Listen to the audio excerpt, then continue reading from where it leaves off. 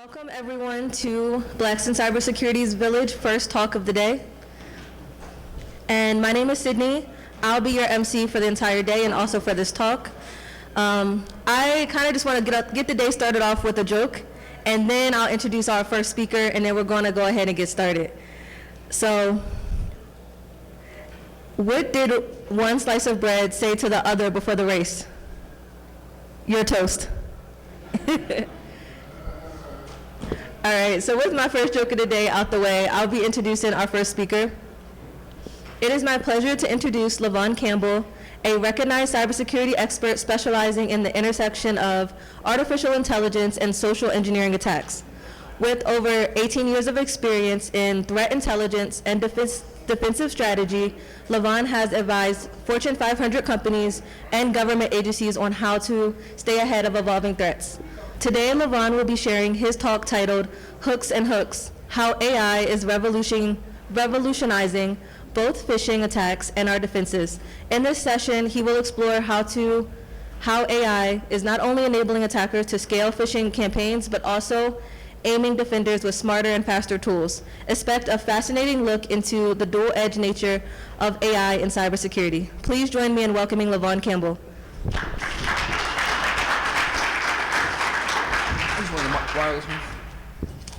This talk will piggyback on the one I did last year, which was titled, Will AI Take My Job? So,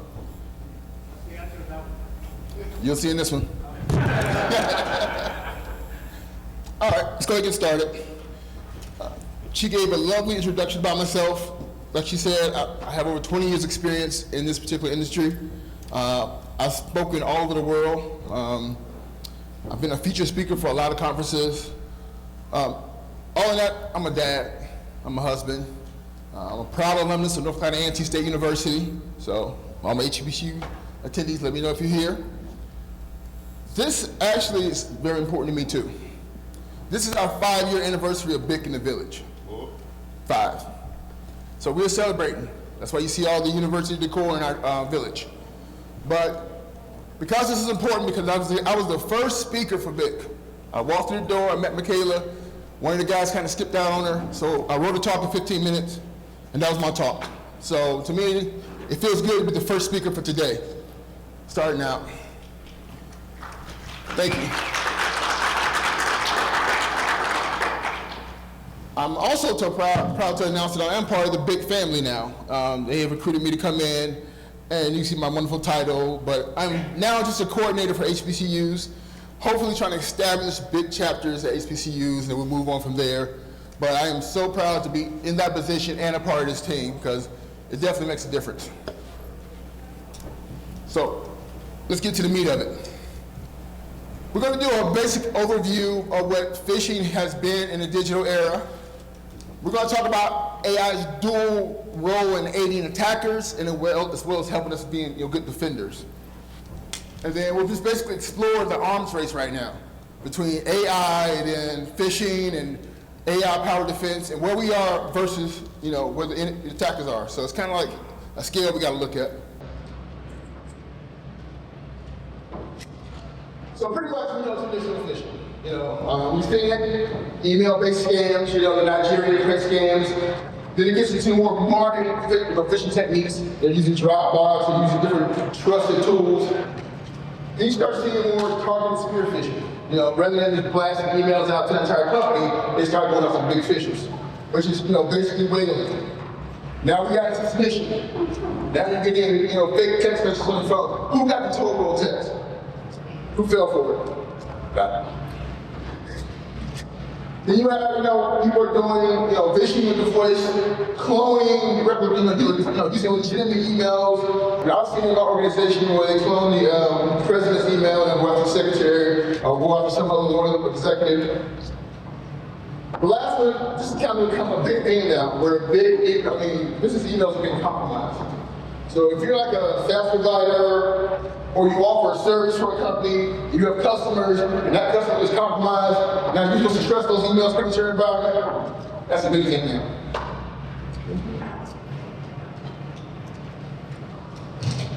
So, let's talk about the AI advantage for attackers. This becomes a big problem. And I'll tell you why later on. We're putting so much information about ourselves out here in the world that these emails are getting more and more personalized. This one's kind of fun. Who's going to do fake? Maybe one? This is kind of cool. Because if you really want to scare your CEO and get some more money out of him, create a deep fake with him. Tell the entire company we ain't bonuses next week. And show it to him. Yeah. But then of course, now with AI, things are getting more automated, more adaptive. So, you used to have to sit behind a computer, create a scan and send it out. Now it's just minutes. And you continue to send it out over and over again. And it's adaptive, which means if you catch somebody that wants to go back and forth with you in a conversation on email, it can really pressure that person to do it. In some situations, I've seen people report emails after the 4th reply. So they've gotten pretty adaptive. So let's get back to that hyper-personalized. We used to go from spray and pray when people were targeting, email scams and phishing. But now it's a shift, right? Spear phishing is getting more and more targeted. Why? Because we put all this wonderful information out here. We all know AI is a collection of data. And the more data we put out there, the more they have. Not just, your Googles and your messengers, but mostly on social media. Mostly on LinkedIn. We talk way too much about ourselves. So, give you an example. I basically told ChatGPT, look at this guy's profile. I want you to highlight everything about this guy, me. So it went through and it spread my profile. Gave me a beautiful listing about everything I've done. My education, my speaking path, the articles I've published. Okay? So I said, do something else. Turned around 2 minutes later and I told it to create an email for a CISO job opening. And I said, I want you to use my information to match that job.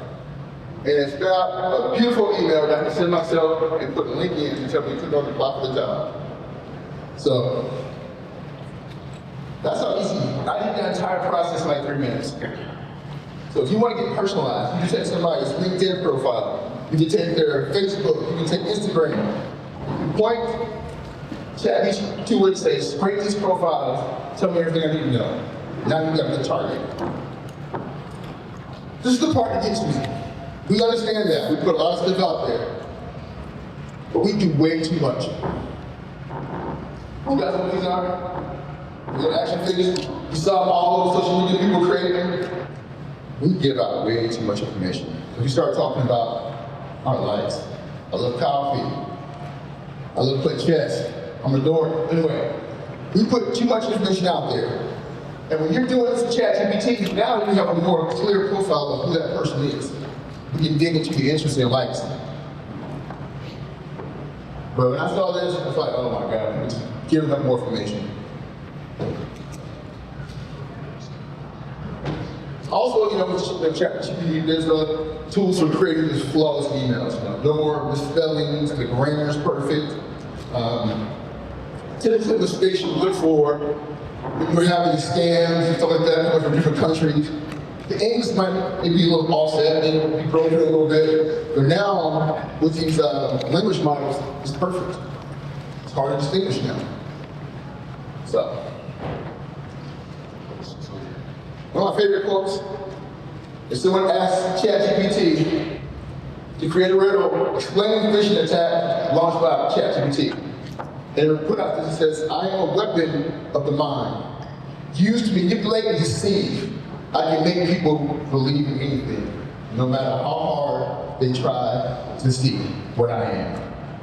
That's the answer he gave.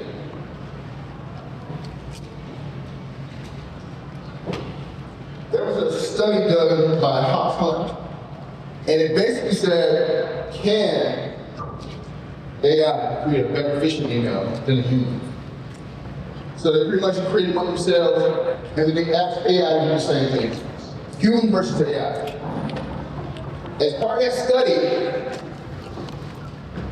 they found that The failure rate for humans creating scam emails was higher.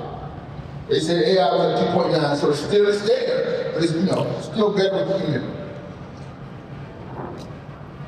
You know what that's, it's still developing time. I guess the question was asked is going to take our time, take our jobs. AI is developing. We're coming a year later from my last call, and I'm seeing now, based on these adaptive models, it's so easy to create an email, shoot it to the user, and not have to sit in front of the screen and go back and forth to get information now. Now, the bot does it for you. As far as the prompts, they made so many prompts and posted out there for you. So if you want to fish, you can go ahead and Google AI fishing prompts. It's that easy. So we talk about continuous adaptation. Basically, I'm saying that now that these AI fishing models are getting more polymorphic, they're changing the way the wording is. They're trying to avoid detection. They can change the link. So if you send out 5 emails to one group, you can turn around, change the email and the link and send to another 5, and you can do that real quick. So I guess the question is how are we keeping up with this kind of stuff? What is our industry, what is the tool doing now to keep up with stuff? Because it's going to constantly get better and better. Yeah, as far as the deepfakes, I've had fun doing this. Because we've all seen the videos out there. And the first question we ask is it real? We're in a world now we have to question what we see out there. And that goes back to the actual scenario where I said, if you want to shock your CEO, create a video with him using his voice, tell the whole company they're about to get bonuses, and then send it to him and say, you think it's real now? I'm a jerk. So I was play with technology and that's what people. So I created this one with my wife and I sent it to her. I don't know if you can hear, you can try.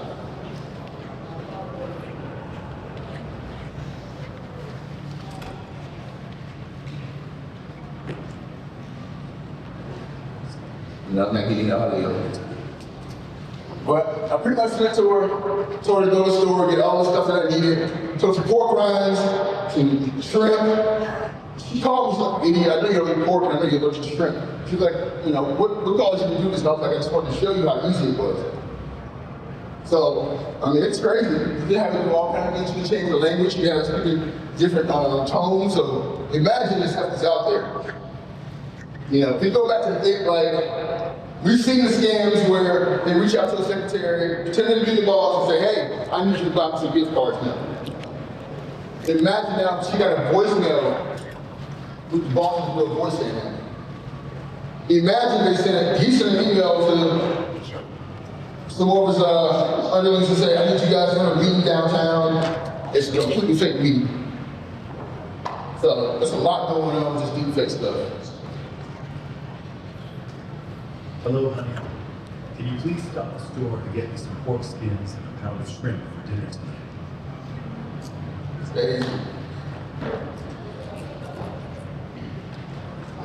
So what is AI's role in empowering defenders? What are we going to do?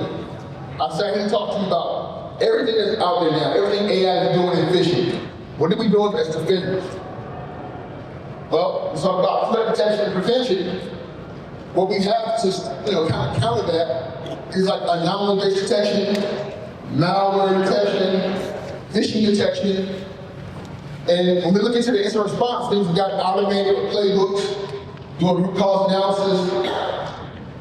Threat detection has gotten a little better. Threat intelligence has gotten better with AI. Remember, it's a collection of data. You can do better with predictive threat modeling with AI. Actually, there is ways you can actually use ChatGPT to identify threats, to identify sources of IP, historical data about the IP, how often you see it. So what it's doing is kind of like, if you understand what you're doing, it's enhancing our human capabilities now to detect more efficiently at a faster rate. But then we have to ask ourselves, why are traditional methods failing? Well, we go looking for, bad things in the payload. Sometimes you don't even see that. The way some of these emails are constructed, you have to build the 3 different layers to actually get to the payload. Some of our defenses will never do that. Then sometimes you look for some keywords that might stand out. Well, AI has gotten a little better at that. It doesn't give keywords anymore. We talk about the polymorphism, the changing of email, constantly changing the links, changing the word in the email, flip-flopping. We look for contextual clues, stuff like that. Speed of change. Traditional tools now will not see the speed of change in emails. So you have about 5 or 6 variants of potential email in your environment with the same payload.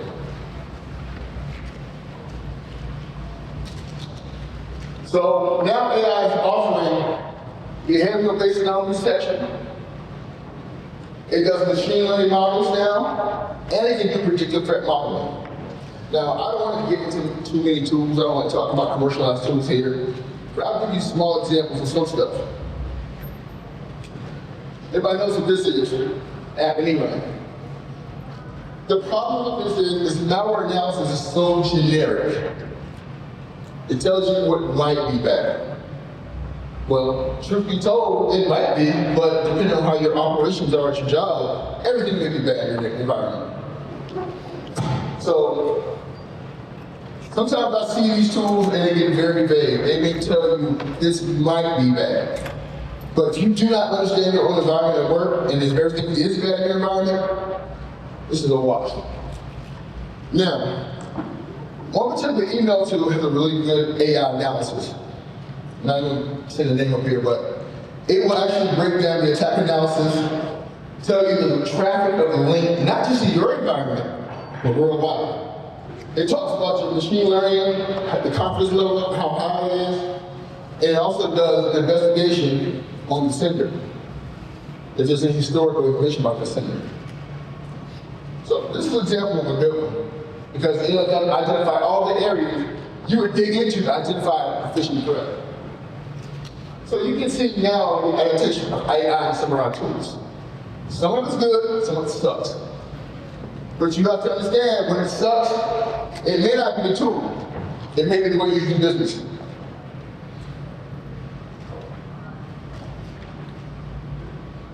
So we'll get to the arms race. Where are we right now? We understand that attackers do evolve. Well, typically we lose this race. They're ahead of us. But then we have to adapt. Then guess what? Attackers evolve even faster. We're in an industry where nothing remains the same. What we thought was a threat yesterday is a totally different threat tomorrow. And these people are constantly trying to figure out how to evade and get past our defenses. So they will evolve. The question is, if we're still arguing about whether or not to allow AI into our environment, we lost this race. There is a growing complexity of speed and automation. We are not at the point where we will let things automate in our environment. Because, especially when we're dealing with email, if you are automatically quarantining, blocking, dropping, based on analytical things, and I tell you, you may shut your email system down. But there is a growing cost. One for the tools and one for training our people. That cost is going to continue to grow. I don't foresee your budgets going down in the future. That's kind of where we are right now. We're still running behind AI. But luckily, some of the tools that we have incorporated AI in our protections. But it comes down to now educating the workforce and getting them up to speed. So here's my practical defense strategies. Combine AI tools with our human training. So not only do we know our tools, we know the involvement of AI in our tools, how to utilize that information to whether it's going to be beneficial to us. Please invest in behavioral analytics. It's data, it's telling you patterns that you can see in your environment. Foster a security-first culture. Dear God, please. A lot of companies do not have this mindset. If you do not have a security-first culture, your users will screw you over every single time. Train your people, train your people. Also have regular phishing simulations and awareness campaigns. Do not have an awareness campaign if they flock and send them some generic video. Do not do that. If you are doing that, please stop. You're not helping people.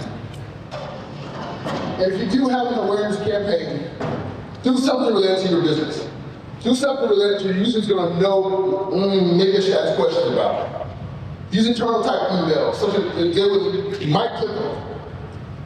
Don't just do generic stuff because you're not helping your users.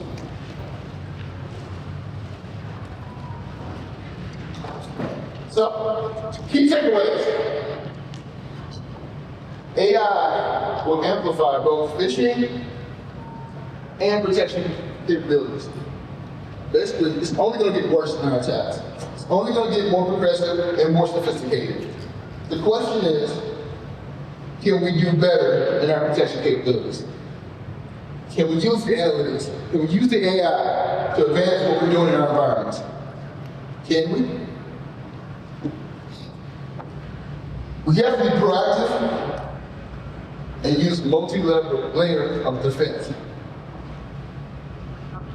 I believe in multi-layer defense because if you put your trust in one tool, you're going to pretty much put yourself on a timeline to get blown up. We use variation of tools, every environment I've been in.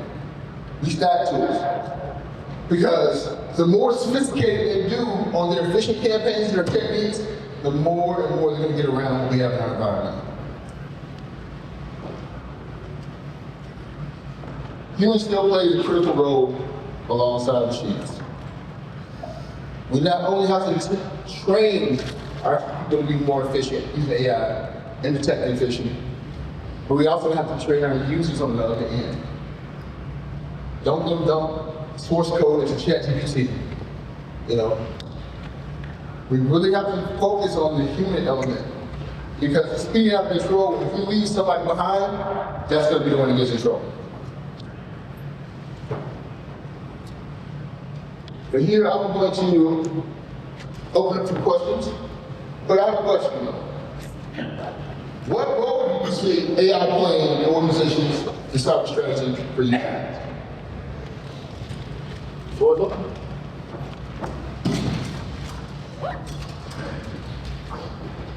Yes, sir. Can you give some ideas about what's better than sending a user to a video? Because I agree, and I can think of some stuff, but I mean, you got ideas I never thought about. You can send them to a video, but make sure that video is specifically for your environment, something you've created. Create your own content, speak to your organization. You can do teams. You can have the meeting on teams. You can organize it, different parts of the company. And the good thing about that is if you organize with different parts of the company, you can create different presentations for those people because they deal with different content, they different things. It shouldn't be a one-shot approach. You're really talking about customize it so they know this isn't just bullshit from a vendor, that this is really us and our organization, people in the company whose faces they recognize, talking about what's going on. Correct, that's correct.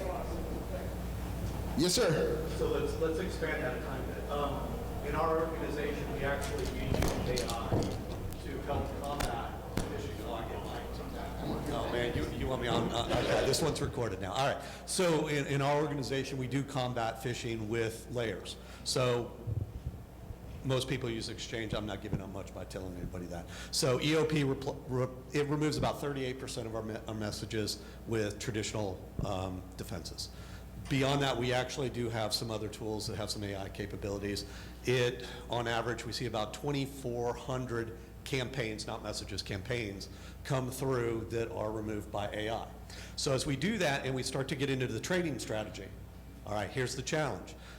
If you do traditional training with phishing awareness, and we do that, here's phishing awareness, not a campaign, and we give them education, then we use the phishing simulations to determine whether that training was successful or not. Well, once you stack all that and you do it right, the only things getting through are very sophisticated.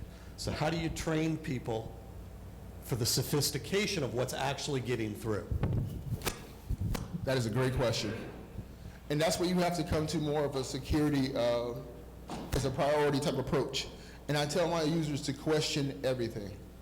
Question it. Do not be afraid to ask. Or if you get an email from your boss asking you to do something real crazy, pick up the phone and call him. Or email him. Did you send me something? Don't reply to the email because it might be the man-in-the-middle type attack. Break the communication line. Try another form of communication. Say, hey, is this legitimate? Especially if you are like a SaaS provider and you have customers or you're seeking customers and they're sending you in proposals. Wait a minute, I wasn't working with this guy for a month. All of a sudden you're getting a proposal from him, pick the phone up and call him. Break the chain, start a new email. Yes, sir? So all of the things you talked about seem to be primarily around organizations. I'm curious what you think for just regular humans, who get something in the email and don't have an organizational defense system behind them. So what are your thoughts on how they defend? I'm sorry, could you repeat that again? I was trying to catch you on the mic. No, I'll just speak out. Yeah. So most of what we were discussing seems to be geared toward organization, layers of organization. For regular people at home, what would be your thoughts? How are they going to defend themselves? There's no organizational structure to sort of support them. Email or whatever. What can they do? That's a hard one because I propose, like people at home, that this is a hard discussion. There should be some kind of community awareness type of thing, where the government pays for it or even organizations will, donate and create like a awareness type of a thing. Typically, when I used to have awareness campaigns, I would tell people to bring in their personal computers, bring your kids in, so I can talk to you. Working for larger organizations, if I found an organization that was pwned, I would call and try to help them. Hey, So it's kind of hard when you get into the lower levels of people who are not sophisticated, don't have the tools, don't have the understanding, the education. Like my mother falls for scams all the time. I try, but it's just kind of, they go for the people who don't understand the most. That's sad. I think so. Like I said, my idea is to try to help. It's not practical. Any more questions? Real quick, how do you see AI protecting from like third party risk? Or do you have a strategy you recommend? Or are you working with multiple vendors and contractors? See, that's the part that goes back to say, when you're dealing with multiple parties and people emailing you, and you have to trust that that may be important business, that's when you really have to train your users to question things. I go back to the one I say, sometimes you'll have salespeople, and they're getting proposals, and they're sending out proposals. But then maybe you've dealt with that company in 2 years, but now they want to send you something back. But you remember, I was working with them, trying to get that account. Should I click on it? So you really have to just educate those type of people. And that goes back when I say you have different compartment training. If you have a department of salespeople, do a totally different training for them. Focus on the stuff that they deal with in their daily tasks. And then help them to understand you're probably going to get some stuff. If you go put out your email address in a sales lead database, I guarantee you everything that comes back is going to be bad. They are going after those sales leads. So it's just more digging into more refined focus of training on those people. Because third party, it's always gotten us in the past. Ask Target about it. Anybody else? Yes, sir. So I work primarily actually as a phishing tester. So I send phishing emails, and I think it's we're in a very interesting time because we have there's a lot of complexity that's being added, and when we do phishing simulations with organizations, we end up having to get bypassed, right? So we do a lot of, hey, can you bypass us? Because, hey, you've got a lot of protections that just stop our emails right at the front. And I think there's once we get into the human component, there's a lot of failure at that level. Like we see 50 to 60% click rates when we get to that level. And these are not like complex phishing emails. And I think there's a organizational thing that needs to happen where we talk to people about verifying the information that they're receiving in a way that is not just like, hey, you saw an email from Tina from the marketing, because you don't know who Tina is, but we also include in an engagement, we could actually also include a phishing phone number, right? So like you need to call them directly from the corporate directory as opposed to any numbers that come in from a phishing email, because there's multi-layer attacks there that I think can be very, I mean, I've done them, they're very interesting, and they get a lot of interesting results. And so I think it's the human element that you're talking about is actually really important, and I think that's a message that doesn't get talked about a lot, about the adding human culture into a security mindset, because we've lived in a very safe world for a long time. And you put a solid point out there. With the advancement of AI now, you're seeing a multitude of stacked attacks. You'll see smishing, you'll see phishing, you'll see everything incorporated in one attack. So now you're chasing after different areas. Well, I got a text message, I just got an email, and somebody just called me on my phone. So it's getting good now. So thank you for everybody who asked a question and contributed to this conversation. And I appreciate all your feedback. I think we have to, get ready for the next talk. I just want to make a quick announcement, just a reminder, this is our 5-year anniversary. We've been going at this for 5 years. I'm just very, very proud to be a part of this organization. Please go to the village, check out the new badge if you haven't seen it. It's the pick. I love it. Some candy, some stickers, but I really want to say thank you for attending this talk. Hopefully it was insightful. I was able to provide you an idea of kind of where we are. Last but not least, these are my mentors. One of them is amongst you right now sitting. What's up, B? But also, I got another mentor in the back too, John Court, my man right here. These guys here have molded me into the security professional I am today. So I give them all my respect and my love. This guy right here, Paul Brager, a legend, a legend, a legend. Unfortunately, Paul passed away 4 years ago. So whenever I step on the stage, I honor the people that put me on the stage. And when I speak that we are more than a village, we are a family. And that's how I feel about BIC and everything we do in this industry. Thank you very much.